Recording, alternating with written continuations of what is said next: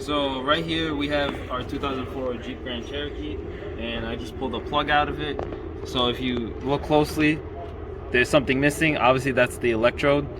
So these are most likely the original plugs for this car, and seeing as though it has more than 100,000 miles on it, we're gonna see the resistance reading of it. So right here.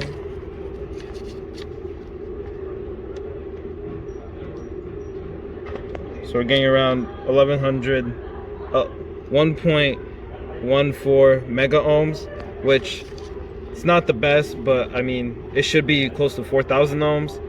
And if you keep running something like this with no electrode, the PCM is going to try and send more voltage, trying to jump the gap, and essentially it can fry your PCM. Alright, so what we got going here is we got the Picoscope up, and we were just showing you guys in the last clip how the spark plugs were kind of junk. So this is the before we changed the spark plugs, and as you can see looking at the Picoscope, you can see the off time here, and then here's your dwell time, so the coil's winding up, and then here's that when that ground is let loose, and then you can see the actual burn time, and then the cycle continues. We go back to off time, and then exact same thing would happen when you go to fire that ignition coil on the next stroke. Now Josh is testing the resistance of the new spark plug. So right there he has one lead on each end of the spark plug and one on in between the electrodes. And right there the resistance reading is 6.2 ish to 6.2 to 6.4 mega ohms, and that's where it should be compared to the old ones, which were close to 1,000. So something that we're going to note here when changing the plugs on this 04 Grand Cherokee is that the initial plugs that we actually pulled out of this engine were copper. Now copper is obviously one of the best conductors, although as you can see here these plugs wore out kind of quickly versus something like what we're actually going to put in this engine, double platinum. With the double platinum, it is going to burn a little bit hotter. You're also going to have a longer plug life, and overall, this Jeep at 190,000 miles shouldn't have to worry about ever changing plugs again. So something else here that we're going to note on changing the spark plugs in this vehicle is because we are going to be using the gasket on this. We're basically going to end up snugging up these plugs first, and then we're going to give that an additional turn, as opposed to using the guidelines for the OEM plugs, as these are non-OEM style plug replacements. Alright, so what we've got going on here is we're back on this 04 Grand Cherokee after changing plugs.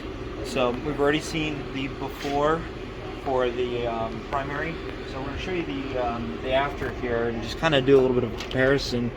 And in looking at it, this looks a little bit more consistent than the waveform that we had before. I mean, you can see sort of a little bit of our dwell time. Looks like it might actually be somewhat shorter. I would assume that would be because there's less of a gap in these current plugs to jump. And you can see the voltage spike is a little bit more consistent, and burn time is right about what you would expect to see.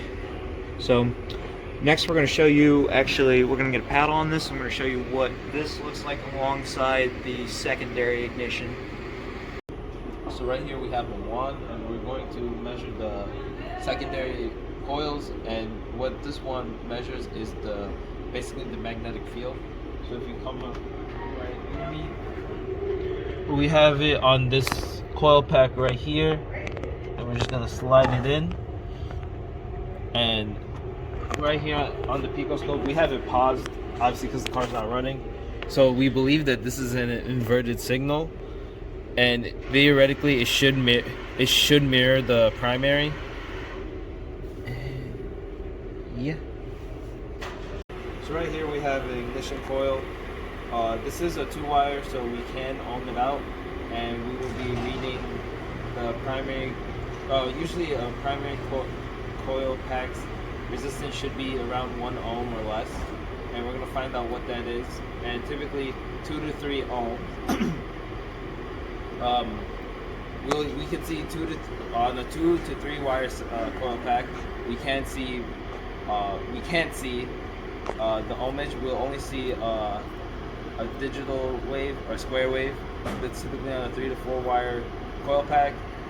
And we're going to ohm it out right now with my ohm meter and see how many ohms of resistance we have. So right there, they're hooked in, and we're gonna see how many ohms it has.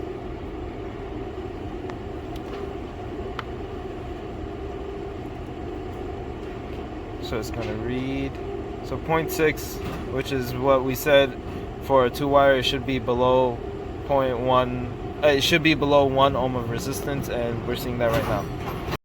Alright, so essentially what we've got going on here is that we're going to be testing this for whether or not it is a married or divorced coil. So in terms of doing that, we've got this set up to test for continuity. And as you can hear, there's no beeping. So with that information in mind, we can assume or confirm that actually this is a divorced coil setup and not a married coil setup.